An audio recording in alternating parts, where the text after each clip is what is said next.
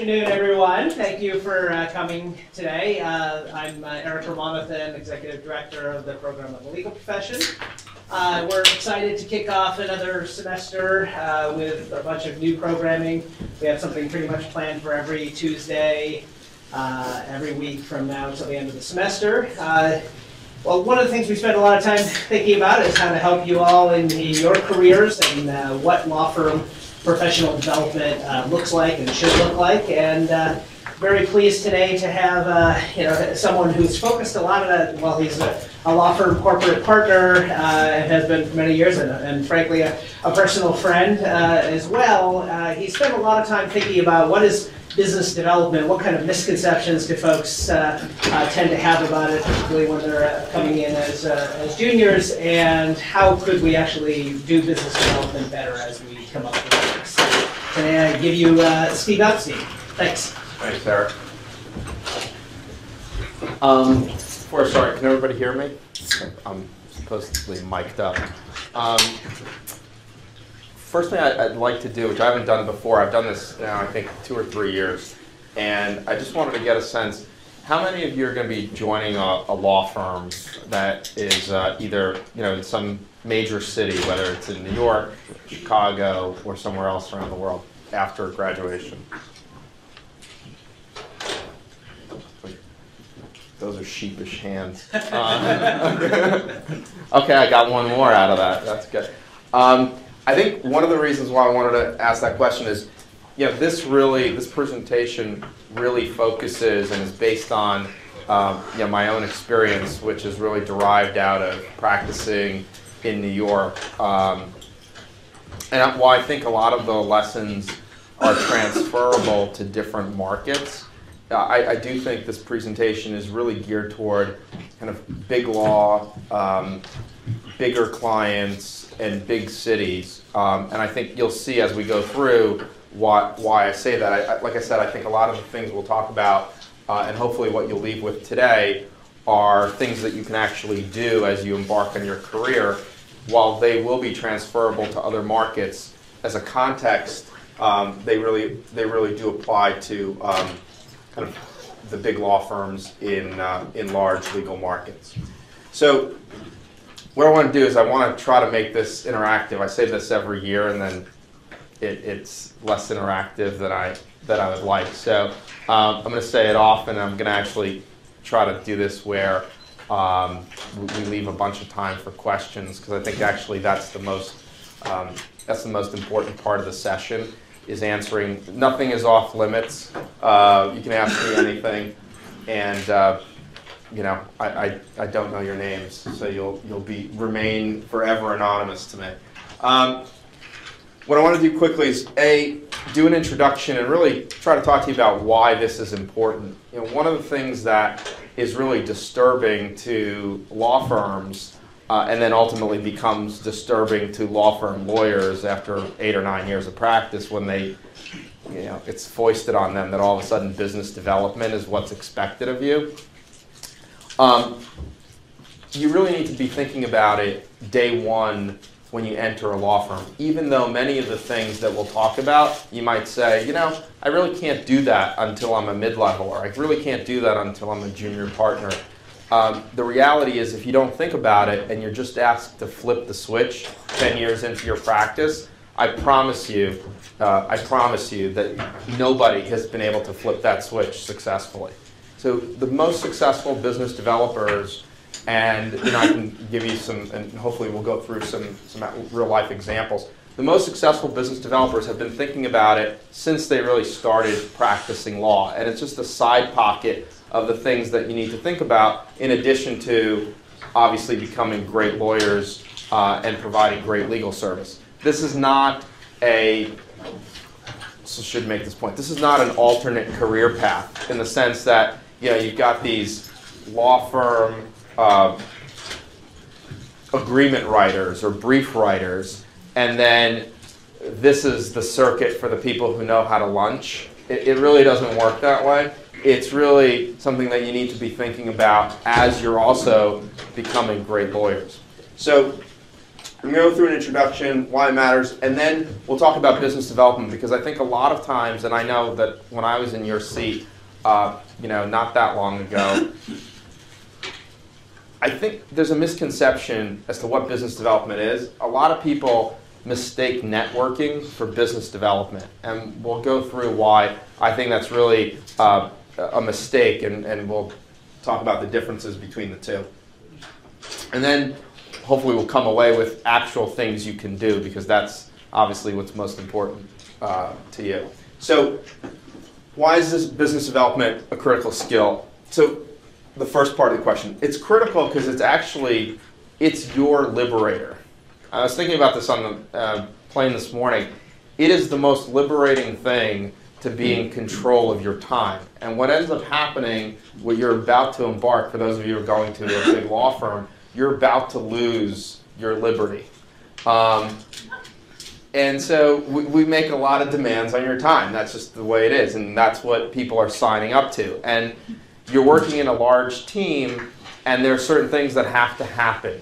And so if you've got some commitment and someone else on your team has the commitment, basically what ends up happening in law firm life is, the person whose commitment is least, the person who has the least seniority usually loses out on their commitment. And that's kind of what you're signing up to. But with business development, I think as you have your own clients, and as people are calling on you to do legal services, it allows you to really take control not only of your time, but also of your career. And we'll talk about that a little bit too, about how important it is to manage your own career, because every law firm or every organization that you guys join will have an HR department, and they'll talk about professional development. They'll have nicer slides than I have about it. The reality is no one is as interested in your career as you are.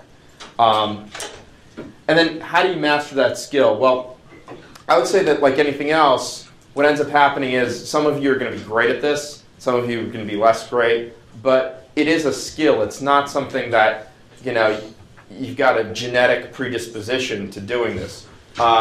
This is something that you can learn. There are some things you can do early on that are going to prepare you for what's going to happen as you're called upon to do more and more. And I will tell you again, just to kind of, whatever the euphemism you want to use, lift the skirt, open the kimono.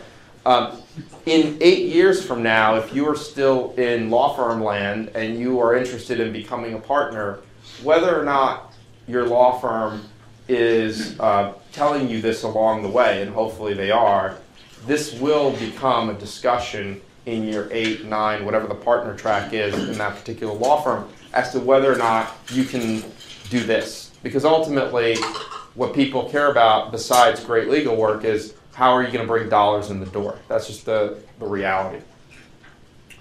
Okay, so we talked a little bit before about the context. What do you do? What I wanted to do on this slide is just to help delineate exactly what's expected of you at different points in your career. Obviously, the lists can go on and on and on.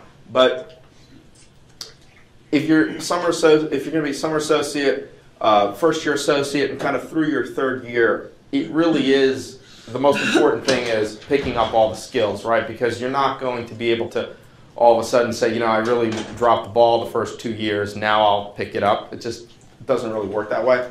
So in the beginning, for sure, your primary focus is going to be, how do I do great work? How do I figure out, frankly, what it is that I'm interested in first, and what actually makes me enthusiastic to come to work every day? And then, how do I master the skills required? So if it's, I'm an M&A lawyer, I've never done anything but M&A as a lawyer. I was a banker for a couple of years as well. I don't know how to do capital markets. I don't know how to do finance. I don't know how to do litigation. But those are all the things that I've been able to sell to clients. And the reason you're going to ultimately, and we'll talk about how you do this, but the reason you're ultimately going to be able to sell those to clients, those other areas, is because you're going to have a deep understanding of what it is you do. And once you have a deep understanding of what it is you do, you understand how that fits in the kind of the larger scheme of a transaction or a company's life. So for instance, you're representing a public company and they're doing M&A deals. You also have to understand that they've got a public stock, that they've got corporate governance issues, that sometimes they get sued, etc. And that helps you fill out what it is that you can sell. You kind of, overlay what your firm can do versus what that client needs, and that's what you figure out how to sell into that client. But again, in the beginning, we've got build legal skills. While you're doing that, and I don't want to spend too much time on the last 3 steps because that seems like a lifetime away probably from where you're sitting.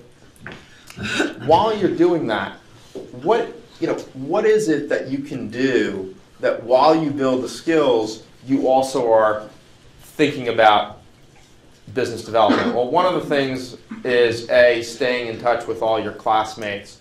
For me, that as I kind of think back, I didn't think this way again in law school, but my largest client is somebody that I went to law school with. And we weren't even that good friends in law school, just somebody that I knew, and then we ended up working at the same firm and so on, and it just kind of grew into that. So I think a law school network is obviously key because a lot of you will become consumers of legal services if you go in-house. And in all likelihood, you want to buy those services from people you know and presumably trust. So growing your network, let's just talk about beyond law school, right? Because a lot of times, I remember, when you're in law school, it's so confining. You see the same people, same time, all the time. You want to get out. You don't want to spend extra time with the same people that you sit with in class. So growing your network is obviously very important. One of the things that people, again, lose sight of is you've had so many touch points. I've got a slide on this that I call connecting the dots. You've got so many touch points before you got to law school in terms of high school and college and work. Some of you probably at this point have work experiences before law school. And so all of those things are important to stay on top of. And when I say stay on top of, recognizing you're all very busy, you're going to have a limited amount of time to interact with these people, but these are all people that you need to keep in the back of your mind because ultimately that will be the network that you tap. Nobody, when you make partner as an example, nobody kind of whips out a secret list and says, now here's your new Rolodex, you're all set, and just start dialing and somebody will hire you. So it's really, it ultimately is going to be your own Rolodex, and that's something that you need to build. I'm not suggesting, by the way, in some Machiavellian way that you build friendships so that you can then get business. I'm just saying that don't lose track of people as easily as you might otherwise have done because ultimately it does come full circle for you from a business development standpoint. Okay. What is business? I have a partner who's the head of our real estate practice, who's an amazing guy. He has this party in New York every year for 1,400 people, and it's like the real estate party. And I got invited to it once, and it was like a who's who of. I don't know anything about real estate other than it's expensive in the city I live in. And so, but I was walking through this party, and you see Donald Trump over there and some other real estate guy over there. And he really does, so I've asked him about it, how does he think about business development? He really does say this, that it's automatic like breathing. He's just always thinking about how it is that I can do really the second bullet point, which is create value, not just for yourself. That's something that we should spend some time on. Right now you don't have a ton maybe to offer other people, right? You've got availability and enthusiasm, and that's kind of it. But that's a lot, actually. That's a lot. And I think what ends up happening is that law firm life. I was just giving this presentation to our first year associates. Law firm life has a way of knocking all of the enthusiasm out of you because you're eating Chinese food at 3 a.m, you're flipping pages on an interminable document, you're waiting for somebody to get back to you with comments, Comments are actually, that's a word that becomes part of your everyday vernacular. You're waiting for comments, you're turning comments, you're flipping comments.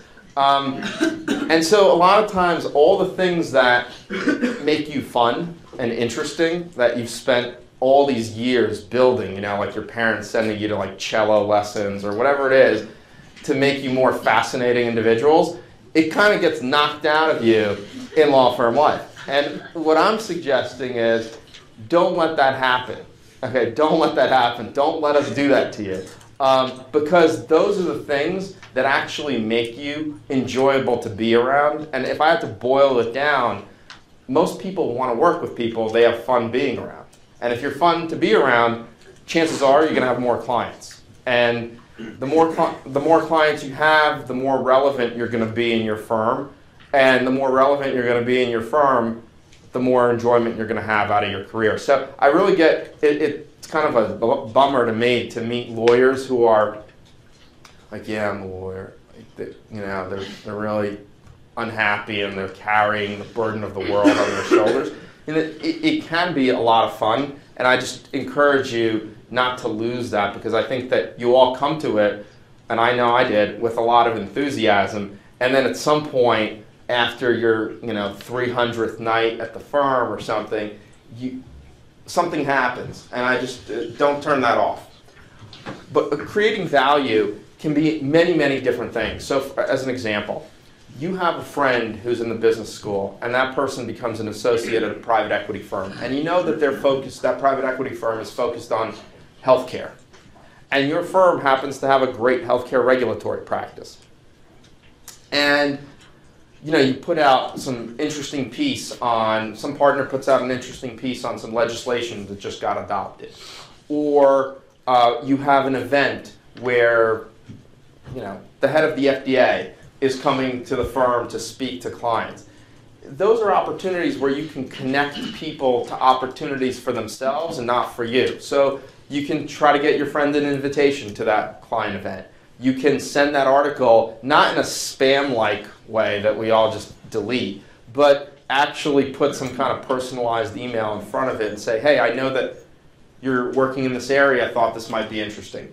You'd be surprised how many times those little things actually drive business. And you need to be thinking about those things, not just thinking about, what's my next billable hour, and that I think is really important. Let me just see. Here we go. Okay. Now, networking versus business development. The reason I kept flipping back is if you look at the takeaway box in the bottom, business development in my mind is actually getting hired, like ringing the cash register. That's what business development is. Versus networking is, hey, I know you, now I'd like to know you, now I'd like to know you. Maybe one day I'll ring the cash register with that person, but that's not the same exact thing. And so networking is really important, particularly as you're more junior in your career, because that's what you can do. That's the easiest thing you can do, but it's also the most important thing you can do because it broadens the network. And so you can, I've got some affiliations that I'm sure all of you are comfortable in. But one of the things that's really difficult, I find, for lawyers for some reason, and again, I drive back to, we're all at one point dynamic people. Okay, that's why you're here. That's why you got into the schools you got into. I find it funny because lawyers will go to an event, and maybe this is not just a lawyer thing, it's a people thing, and they'll beeline to the one person out of 400 that they know in that room. And now you're at the Harvard Club in New York City at an event, and you're talking to the one person you already knew, and you're just hoping that somebody else knows that person that you don't, and that way you'll get to triangulate and meet someone else. Don't do that. You have to be, that's what I'm talking about when I say get comfortable in the zone of discomfort. Like, it's not comfortable to go in and, you just got your business card, you don't really even know how to take it out yet, you don't know where you put it. You've they've finally taken the asterisk off your name that says law clerk or whatever it is that we do when you first join. Yeah, this just happened to you. But you're a grown person and you're fun and you have experiences that people, not like, hey, I'd really like to talk to you about the new 12G rules. But like, you know, you've got experience, travel experiences, life experiences, etc. So you really need to go into those settings where you have 400 people coming to an event with that mindset. And I'm not saying you're the guy like handing out neck braces on the way out, or you're the, you know, that's not what I'm talking about when I'm talking about business development or networking. I'm just saying that your idea is, I'm going to go to an event, I'm going to meet at least one person that I didn't know. Maybe that person is going to be a great client one day, maybe not. But that's less important than, hey, I'm going to meet one more interesting person that I didn't know. And I think if you approach it that way, as opposed to, you know, how many dollars I'm going to suck out when I'm a partner at this firm, you're going to be a lot more successful.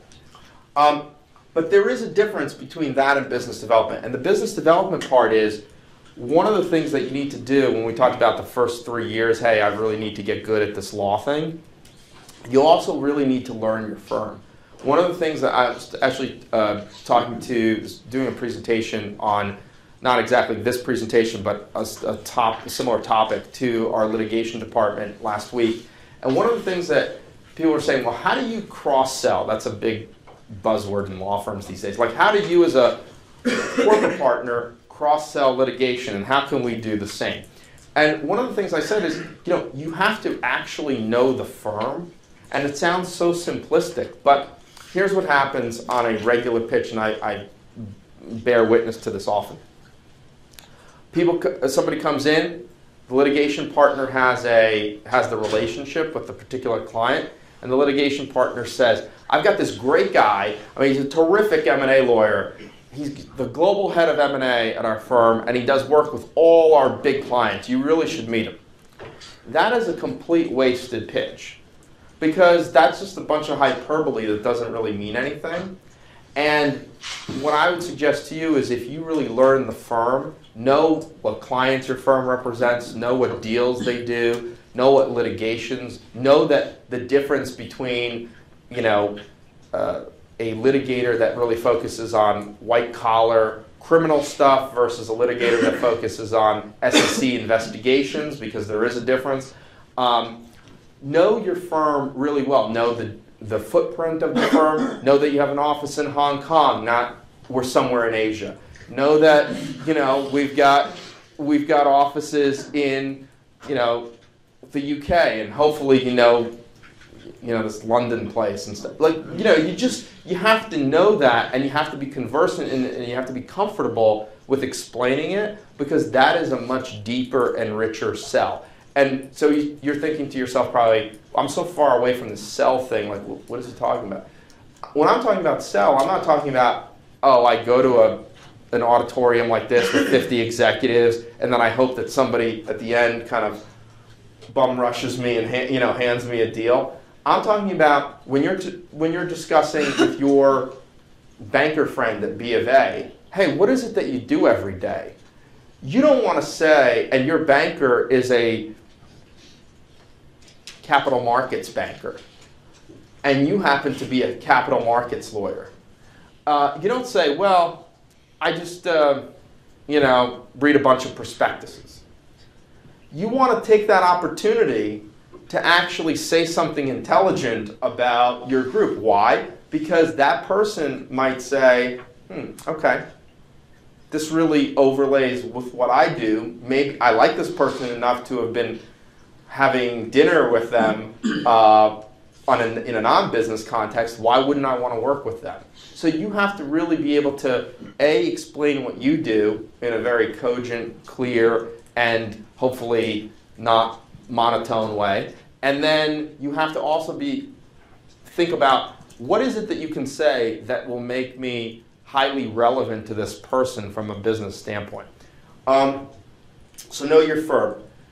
The other thing I would just caution against, you're here at Harvard and you have like these great contacts that you have and that you're building and so on.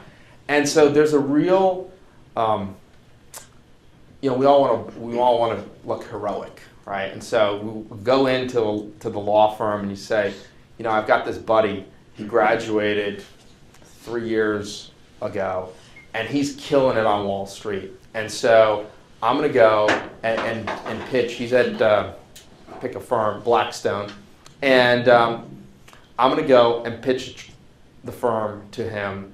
And when I land this, my ascent at the firm could not be any faster. They will crown me by the time the first bonus season comes around. And I will just tell you that that is a very dangerous and it's a missed opportunity. Because at most of these things, you only have one shot. And particularly if you're junior, but you happen to have great relationships, it's a great opportunity for you to say to a partner, hopefully somebody that, you know, doesn't, is good with people, but you say to a partner, hey, I have a great relationship at Blackstone. I know we don't do any work for Blackstone. I would love to figure out a way to get in front of them. Who do you think the best people would be to do that? That's why you're working at a law firm, okay? Otherwise, you'd just be solo practitioners. And so it's really important not to flub that first opportunity because, again, for the next several years, you're not going to have a ton of at-bats. But you might have one here and one there. And so using it wisely is really, really important. Okay, that's an approach that didn't work for me. But all right, so we'll skip over this. You've heard all this to be a good listener or whatever. It's a lot like dating skills. Okay, I'm coming back next week, Eric, for that one. All right, connecting the dots. So I was talking about this before. Really, I mean, there's no secret sauce, right? But this is, if I had to say my secret sauce slide, this is really it.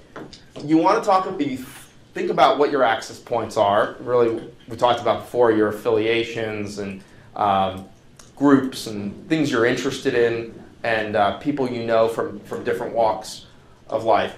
You want to think about those, and you literally want to create a list. The reason you want to create a list is because it just helps you, I think, figure out, okay, when you put it down on paper, some of the stuff that sounds good but is sort of laughable isn't laughable when it's in your head, but when you put it down on paper, you're like, no. And you, okay, cross it out.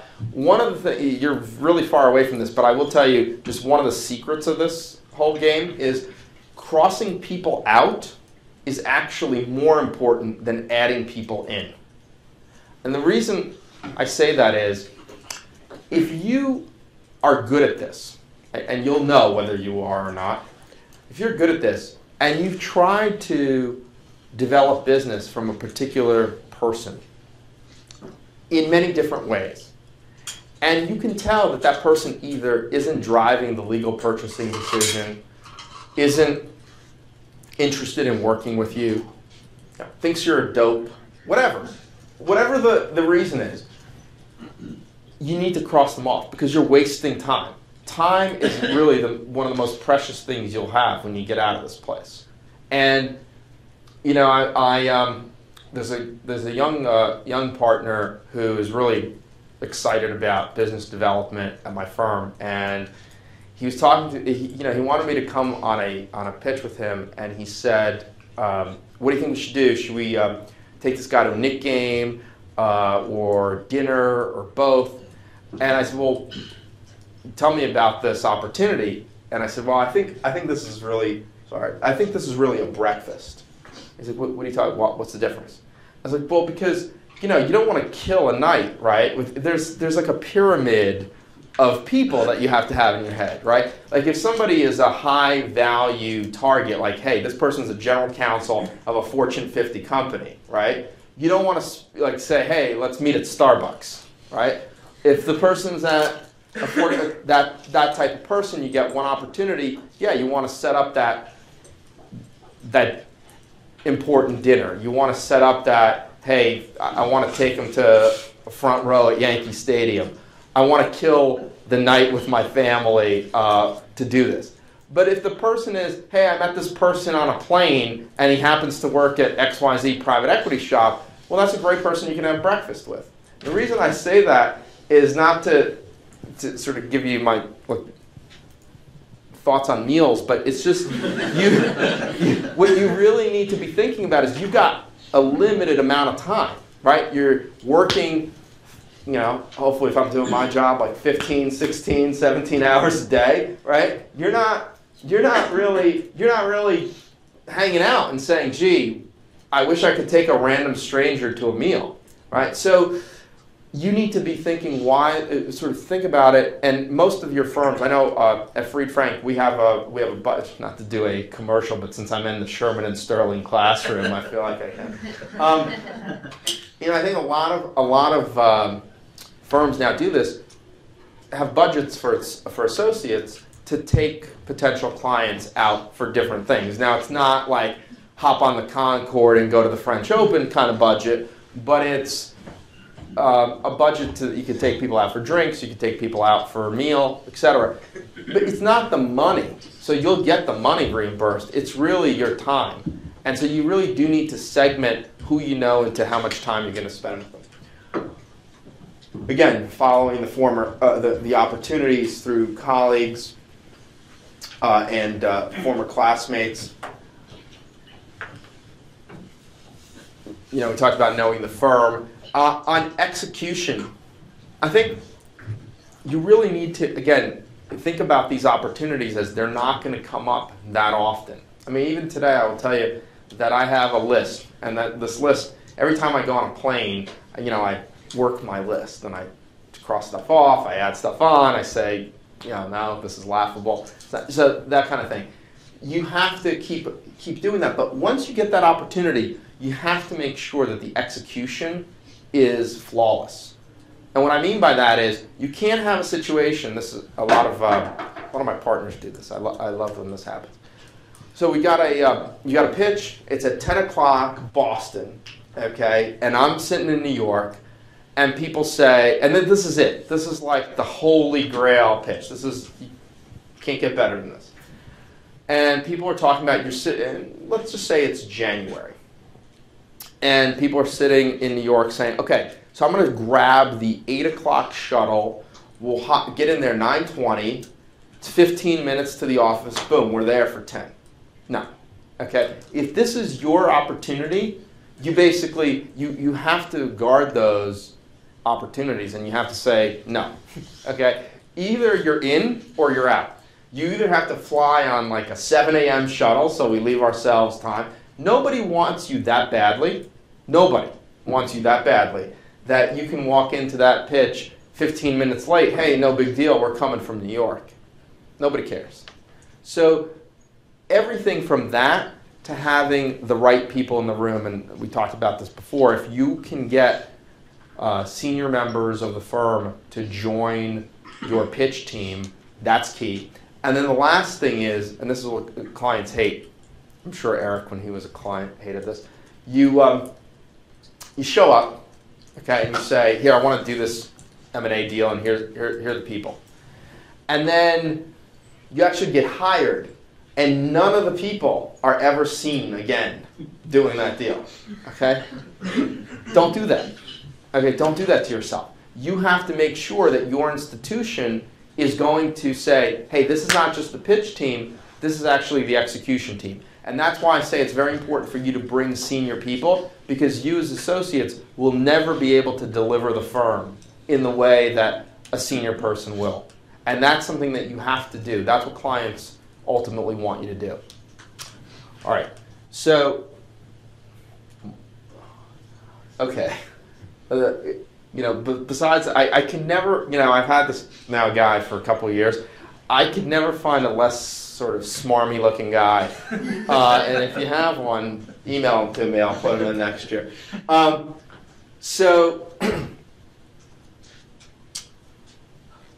I would say talk less, listen more is a good one.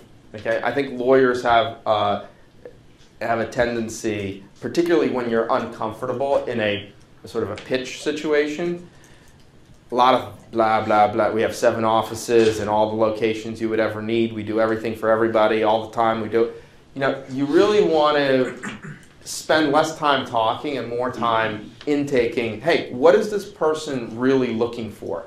Are they really upset because their last firm is no longer paying attention to them? Or are they really upset because they really they started a new business in a geography and a firm told them they could do it, but then fell short? Are they really upset about the fact that their relationship partner retired and the firm didn't produce somebody of sort of equal ability for them to work with?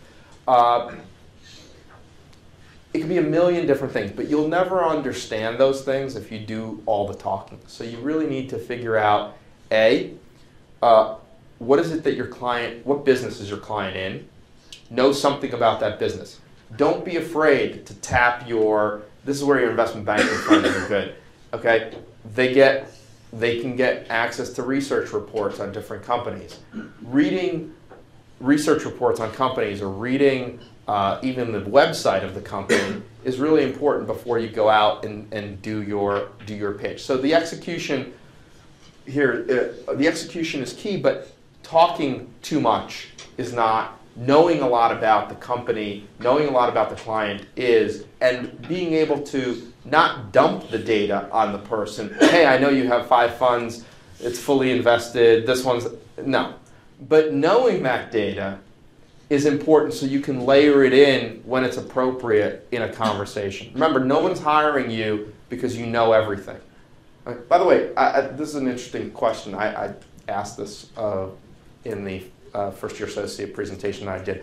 What do you think you're selling as a lawyer?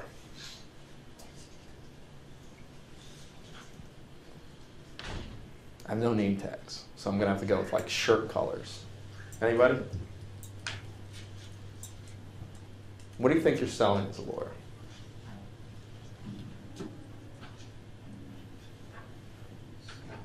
I gotta get some volunteer. How about the notepad? Credibility, right, to any form of transaction. Okay, credibility. I like that one. Anyone else? Competence. Competence. I like that. Like an opinion. Opinion. Okay. Well, hopefully some extra value. You have to deliver more value than your fee. So I think, yeah, so I like competence and value. The word I'm looking for is judgment, because ultimately, see, now everybody basically has ripped off each other's papers, right? Everything's public. So it's not like I've got a better merger agreement than the next guy, right? And I don't have a better employment agreement because that's available too. I don't have better motion papers. They're public too. So ultimately, if they're going to pay you $1,000 an hour versus the next guy $1,000 an hour, what is it that you sell? And the only thing that's left, actually, is we don't have any technology beyond tax technology. That's really tax and maybe patents, where one firm is truly superior to another firm, and even then, it is difficult for a client to decipher that superiority in a pitch. So the only thing you can really sell is judgment. It's whether or not that person across the table believes that they can entrust what to them is the most important thing in their career at that particular moment to you. And that's really hard. I actually find it very hard. If you have hair and it's not gray, it's really difficult. So you have to, it's really difficult to convince somebody that, hey, this most important thing to you, the thing that your credibility hinges on, I'm okay, like hire the new guy. And I think that selling judgment, if you think about it in terms of selling judgment, it's really important. Now, how do you communicate that you have more judgment than the next guy? It's not because you have, you've surveyed the last 15 transactions and they've all come, the MAE definition has all come out this way. That shows that you're so granular that you're never going to be able to be this person's business partner and thought partner. Okay? You have to figure out how to demonstrate that, yes, you know that. Of course you have the competence, as you say. Yes.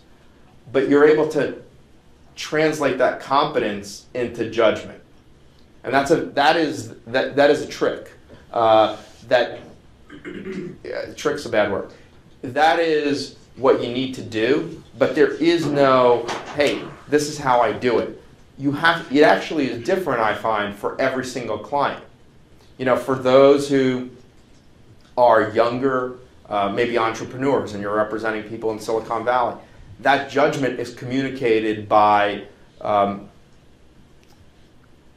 being conversant in the technology, frankly, much more so than being conversant in the clauses of a contract. Versus that judgment, if you're pitching a Fortune 50 CEO, very difficult to communicate. Actually, for those pitches, to be honest with you, what I still do is I always bring like the older set, the people that I call with intergalactic titles at my firm, and you bring them in, and then it's actually not embarrassing because you don't have to say anything positive about yourself. They can point to you and say, that guy can make the elephant dance. He will deliver the firm. And then all you got to do is actually talk about it. Substance, you don't have to say, hey, I'm really awesome. So, sometimes. I mean, once or twice you can slip that in. But I think that for each situation, demonstrating that judgment is different. And that's something that you're going to get more nimble with as you get more senior and you're kind of immersed in this. All right, so I want to flip to the last. Since I put it in, I'll show it. Right? That's not a place you want to be. Okay. All right, so last point is you got to think about your plan. What can you do right now? So we talked about the list of people you know. We talked about staying current with people that are not right in front of you, right? Just because they're not sitting in your law school classroom doesn't mean that you need to lose touch with them. You also, one of the things you're going to do is when you get into a law firm, one of the first things that's going to happen, you're going to be put on a transaction. You're going to be put on a litigation. Keep that list. Now, it's dating me now, but I used to work at a place called Arthur Andersen, which now is like in the history books, I guess, no longer around. But there's a guy at Arthur Andersen. He was a partner in the New York office who, for some reason, we're sitting around and he was dispensing unsolicited advice, which was good. And he said you should keep a list of everything you've ever done. And I thought to myself, wow, how weird. Like, who cares? I have a hard enough time making it interesting for people who care about me, what I'm doing during the day. Like, why would anyone else care? But actually, that list is hugely important. So I've got my transaction list to this day, and I've written on it every single transaction I've ever worked on. And it's kind of a laughable sheet of paper when you first start, right? You got like one thing on it, and you kind of center it, and then you're not really sure what to do. But over time, it builds. And now that I can say, hey, what have you done? Like, why are you the right M&A lawyer? I could whip out whatever it is. Now it's up to, that's how, you're getting older. It's got sheets and sheets and sheets of paper. And so I say, okay, what healthcare deals have you done? And now I can say, okay, well, I've done these 6 over the years. That is actually very, very compelling for people. Now, you're not going to, again, day one, you're not going to have that. But you really need to start keeping that list. So, and the last thing I would say, again, just to start off with, is network. Again, you're going to go into a firm, you're going to go into a work environment, and you kind of have there's an ability to get lost in that environment. There's an ability to just stay within that, hey, I'm going to go out with these work friends. Hey, these people are going for drinks, so I'm going to go with that. Continue to think about how do you broaden your network, how when you go to a different city on a business trip you catch up with that old friend, how you reconnect with people in a way that's natural, not stilted. But, you know, like when you make partner and you like show up in London one day and you kind of call somebody up and say, hey, remember when we were in law school 15 years ago? I'm in London. Like, that's not going to work, right? So you need to keep it current. There are many, many ways you can do that. I'll leave you with the last tip, which is, you know, your law firm produces a lot of paper. Your organization, it's not a law firm, produces a lot of paper. There are many, many ways to use that paper to your advantage. So again, we talked about memos that might be interesting to friends and colleagues. Holiday cards. I know this is going to be totally not cool and it's on tape, whatever, but people still like actually getting the piece of paper. They like that. You know why? Because if it comes in on my BlackBerry, there's no chance that I'm like clicking through and then I get an error message, then I got to go back to my desktop and click through and then wait for 13 seconds and like the lights explode and then there's a message to you. Okay, people want that card that says not a lot. It could say 10 words on it. Hey, let me know when you're next in New York. Happy holidays. I think that's 7. Okay, like you don't need much more than that. But it really is a way to just touch base with somebody once a year. A client event that you get somebody invited to, that's once a year. An article that you might send to somebody, that's once a year. More than that, you become annoying, right? So you don't want to necessarily be in front of the person every single week. I'm just saying, here are 3 easy ways you can do it 3 times a year. There are other things, obviously, depending on your relationship with somebody, a birthday card, another different holiday that that person might celebrate, etc. But it's a way to stay in front of somebody without being in your face. And I think that's what you really want to do. You want to hang around the hoop early in your career while you're building the skill set so that later on you can actually do the business development part.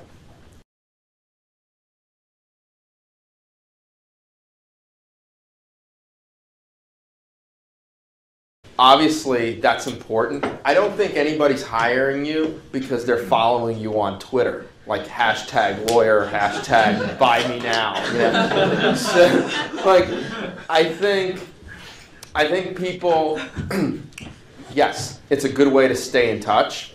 I would put it out there, and you know, you can test this out. If you are on Facebook. Okay, I happen not to be on Facebook, but I know that's shocking to you. But I would just say that there is more. It's a great way to stay in touch with somebody, and from that standpoint, I actually think that's a failing of mine, because that's a great way to be able to stay in touch with somebody that you otherwise would not reach out to, and continue to keep that network alive. And so for that purpose, I think the Facebook thing works, and particularly it works if you already have a pre-existing friendship with the person, as opposed to business relationship. But I would just put out there that if it's a business relationship, meaning, and when I say business relationship, I mean either you meet the person on a transaction. Okay, so I work on a transaction, I meet a JP Morgan banker. Okay, if I friend him, it's going to be a little weird, right? It's going to be a little weird. So I think that it depends on, and that's the judgment part, it depends on the context in which you're doing it. You have a LinkedIn account, you send in a LinkedIn kind of invite to that same JP Morgan banker, okay, that's okay. But I think if you send them an email saying, follow me on Twitter, a little weird too, right? So I think that you gotta figure out how to use it appropriately, and I think what ends up happening is there's so much room to misstep in the social media context that you can spend a lot of time building up your reputation as a serious person in front of that person's eyes, and then ruin it because you friend them on Facebook and somebody put something on that's embarrassing, and all of a sudden the global head of healthcare at JP Morgan knows something that you don't want him or her to know. It's just that so it becomes it becomes dangerous. I do think on the business side of the social media stuff, the LinkedIn stuff, it's safer. The only thing I would say to you with LinkedIn that I've noticed is really disturbing is if you let yourself get into the LinkedIn network, and you're on LinkedIn, and so I know you, okay, you know me, and we're happy to be LinkedIn, right? But then somebody is looking for a job who you know, and that person wants to contact me. The danger is, and I've kind of seen this happen, not with me, but with someone I know, is all of a sudden you're put in this very uncomfortable position where you and I are friends. You have a friend I don't know, but that friend thinks he has an opportunity at my firm, and through you reaches out to me. Excuse me. Reaches out to me. Now I'm in this awkward position. You're my buddy. Now I gotta, neg your friend because I have no interest in hiring him. It becomes a little bit uncomfortable. So that's the only thing I've seen with LinkedIn that becomes a little dangerous. And I don't know if there's a way you can stop that on LinkedIn where other people can see your contacts. But if you can't, then it becomes like you're a conduit to multiple job opportunities. And that's where it can get a little bit uncomfortable. In this one situation, it did.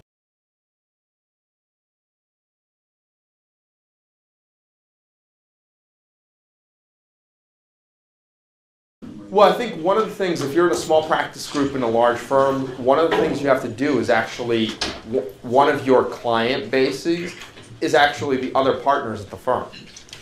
Because they have, one of the things is your Rolodex is never going to be good enough to capture as much as you could capture if you leveraged everybody else's Rolodex. I mean, that's the point of LinkedIn, right? So you have to, in a smaller group at a firm, I think what ends up happening is you have to use your other lawyers in that firm to talk about your services. I'll give you a real life example of how we've done that. We had no asset management practice 15 years ago. None.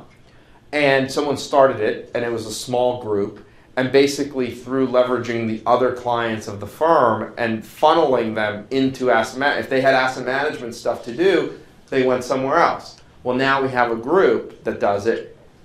You funnel them in there, you do a great job, and you build the practice, which is something that we've done. But it's very difficult to do on your own and just go out and get new clients. So if you're in a smaller practice, if you find yourself in a smaller practice group or not the biggest revenue producing practice group in a firm, using the other firm practice groups as a way to build clients is also something that you need to think about.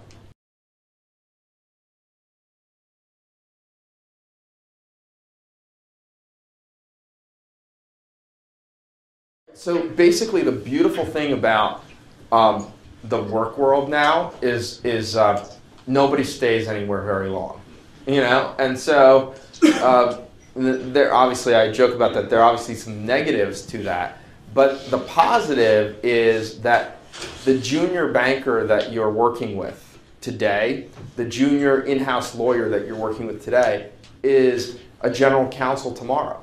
That banker is an MD somewhere tomorrow. That banker might be at a private equity firm tomorrow, or he or she might be the head of business development at a large company tomorrow. So I think what you need to do is don't swing for the fences. Don't necessarily say, okay, I'm on a transaction. I'm going to do something so amazing that the CEO is going to notice me. And usually what happens is if the CEO notices you, it's because you're getting fired. Right? So you really need to figure out, okay, how do I bridge to the person at my level at these other institutions and stay current with them? And then they will go other places. I mean, one of the things of my own problem, very impatient. So when I was told that answer to that very question, I was like, okay, that's going to take forever. But, you know, it does, time moves quickly, and you'd be surprised how quickly people get into, you know, positions of authority. All right, thank you very much. It was really nice.